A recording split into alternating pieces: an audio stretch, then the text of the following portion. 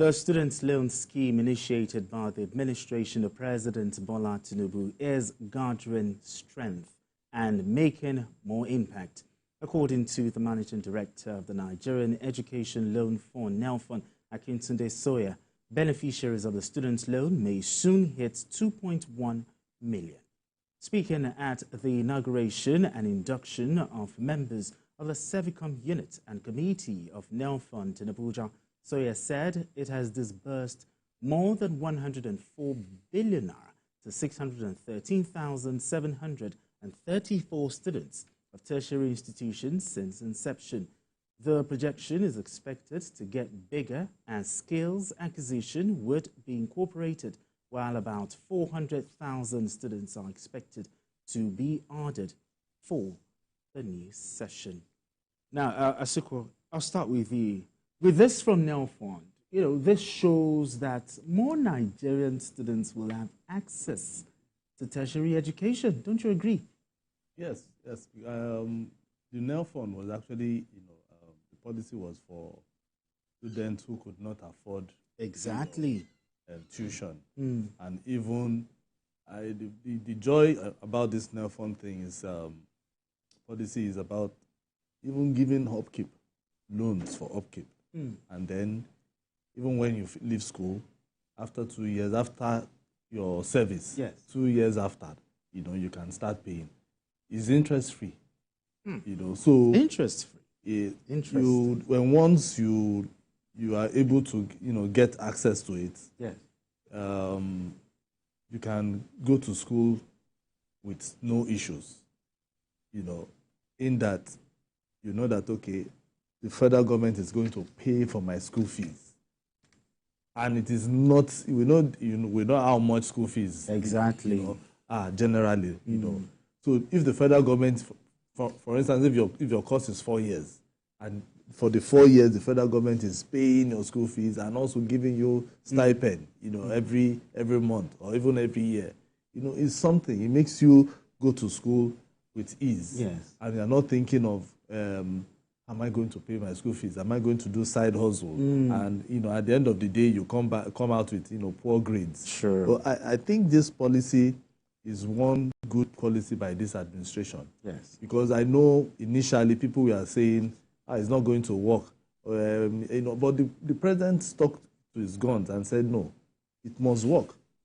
And look at the number of people that have already, are getting real cash, including schools. There are so many institutions who because of this, they now have financial support from the federal government through the back door, whether you like or you don't.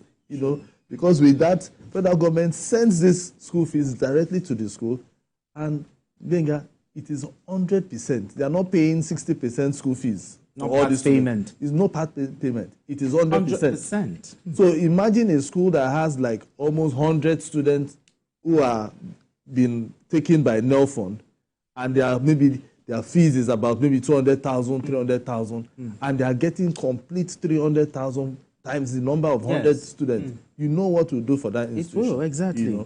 So this is a good policy by this administration. And I hope as time goes on, because they are thinking about the numbers going up, because they want to add skills 2.1, yes, skills, exactly. So by the time skills are added into it, we'll be looking at 2.1. So the numbers will keep increasing. And I hope more Nigerians will access this fund. Exactly. CKN, is this not a good time to be a Nigerian student? He talked about monthly upkeep. Is this not a good time to be a Nigerian student with what NELFUND is bringing? It is, and I'll join him in commending the federal government. Sure. This was one of the campaign promises of President Bola Tinubu during his campaign. And this is not the first time we're having bursary award and the rest in the country. It has always been like there. I remember my days in the 90s, when I was a student of LASU, and just as about graduating, my state government then, in most states, collated the names of the final year students in various universities, and then I was given 150 naira 150 naira at that time. You know, as at that time. During my youth service days, Yes. my stipend as a youth corper was 150. In 1990, when we started 1991, my monthly alawi, what we call alawi, we must have collected thousands. so you wouldn't understand what I'm talking about. But, so it was. So for me, it was a very, very good this thing. And many people didn't believe that this would work out. But fortunately, it's worked. And that goes to show that if we had the will and the purpose to do certain things, we'll do it. Sure. And the commendation will also be put on the doorstep of those that the president pick to oversee the. Because we have seen instances in the past. If you remember what happened in the Ministry of Humanitarian Affairs, they didn't even have this kind of fund. They had more than this kind of fund. That Exactly. Was more. And you continue to ask them, where is the register of the people that you say you are disbursing to? But they didn't have. But this so transparent enough that so many of the indigenous students and the nostalgic part of it for me, which is one of the reasons why I complain most of the time, is that most of our leaders of today enjoy these benefits. Free education, scholarship. Yes, yeah. Most of them wouldn't have been where they are today. Most of them wouldn't have gone to university or higher institutions, if not because most of them, their parents were extremely poor. Sure. I remember the free education policies of Awolowo. Right from the 60s to the 70s and to the 90s, where I personally, 80s and 90s, where I went to school. The free education got to the 90s. Yes, of course. Yes. Free education, when I was in Lagos State University, it was practically free. I was in a last between 1986 to 1990.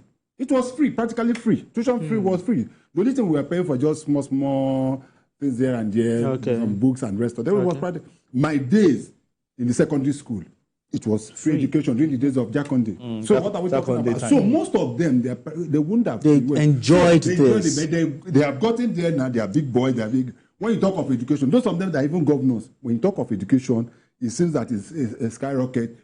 Science. They cannot vote enough. And that is why I commend a state like Enugu State. This year, this next budget, I think the Enugu State governor has budgeted about 33% for education.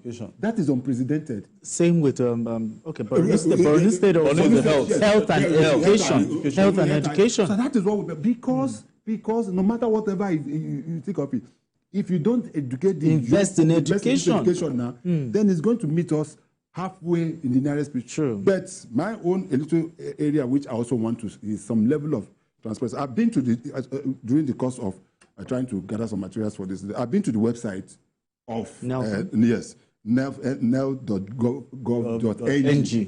I was trying to see whether I'm going to see a tabulation of all the universities. That are benefited. That were allocated to the university for transparency. And that is what we should have. Because I remember vividly that some time ago, I read that the Southeast is a bit not keen to it. Yes. So, and they said something was going to be, and I wasn't too happy because in terms of enthusiasm, what was coming from the Southeast was so. I don't know what the situation now, whether that we have that kind of balance. I think the schools were blamed for the schools. That is what I'm saying. So the fact is that I want to see that level of transparency so that many people believe in the fact that this money is actually going to the schools and the people they are meant to. Apart from that, it's fantastic. But another thing is, how is NELFUND able to identify students that actually need it the most? That is where the school comes in. The schools will do their background check on all the students. And know those ones who really need this money. Because the rich man's son cannot come and say, I need. Another thing I think I'm also worried is that some people who are even benefiting, that is the beneficiaries, are not even coming out to say, we are even getting this. Like testimonial. Yes. That is where NELFUND is not just about doing press conferences and things like this. It's about getting some of these students to come and tell us, to testify that I'm a beneficiary. I'm a beneficiary of this. Or is this something to be ashamed of? I don't know, because it's not something to be ashamed of. You should be excited about that. As a student, I got exactly. Even when I was in school, I know how I tried for me to get bursary. How much was the bursary? Yeah, I tried to. Whether it Then when I tried to get bursary. It wasn't easy. I tried that of NDDC. Yeah. I tried my state. You understand? So and then the only thing that even I enjoyed was when I was in primary school during Chakonde's time, free. Yeah. You understand? So if we can have beneficiaries coming out to come and testify, no matter what people will say on social media, it shouldn't be their business. Exactly. Their own is at least they are benefiting. You know, because people will say there's nothing this government is doing for me, but somebody outside there in one school or schools are already benefiting from this. So they should be able to come out. These schools are already bringing, just like NCK said, I think those schools should be able to come. We need to see that transparency. The list of schools that who are benefited. Yes. And even this, they should be able to get one or two people on their website. Let's see Mr. A, Mrs. B. Student B from this university. Yeah, exactly. And they might even, juggle it. It might not be somebody from that particular state. Exactly. Okay, it might be somebody from another state who is coming to testify. Yes, exactly. You understand? Very good. Great point. Great point. Makes a lot of sense. The basic fact is that I don't know. Basically, when I went to their website, I think the website was only meant for people who want to access the funds. Okay. If you understand what I mean. Yeah. Because I saw logging in, put your of course I couldn't have access. But there should be Except you want to do. Yes, I want to. So I would think that there should be a sub. Okay. A sub website probably that is accessible to everybody for transparency. For transparency. Just go there and be able to access, if you understand. Then the last worry for me, is that 2 years after you left school, you start paying back. Benga. Okay. You know that 2 years after leaving Nigerian University, there is 90% possibility that you won't get a job. I might want to disagree with you on that.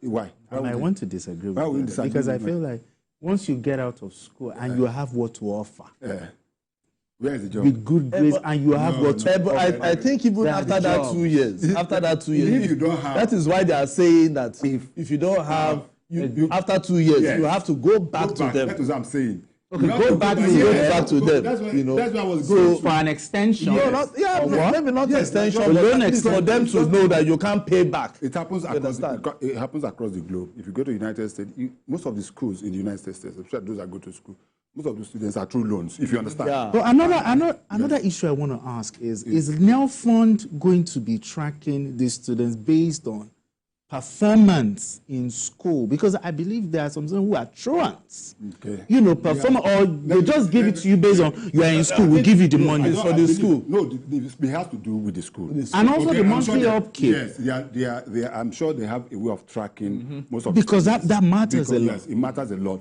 As a way, they should have a way of tracking the academic performance of the student through the school. I want to believe that would be a periodic report from the school to make sure that these guys are not just getting the one and using for what they are supposed to be. Yes. But they are actually. But there was a question that was, if you read the story also, there was a question that was asked. Okay, just hold that thought. We have a caller, Chris. Chris, thank you so much for joining us on Journalist Hangout. Chris, that is not one. Chris. Hello, a very good evening. Yeah, good evening to you. Chris, thank you so much for joining us. Yes. Please, I'm interested in the present topic, student loan. All right, let's talk. I have a daughter in one of the universities.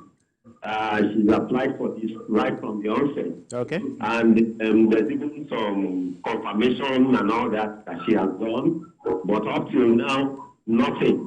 I tried to reach some people in the Ministry of Education. Okay. Nobody knows how to reach NELFUND. I went to my Tama where I was told they are likely to be. Paraded all the places, set fund and all that. They said people have been coming to look for NELFUND. No way. So I would appreciate if NELFUND could put some transparency in this,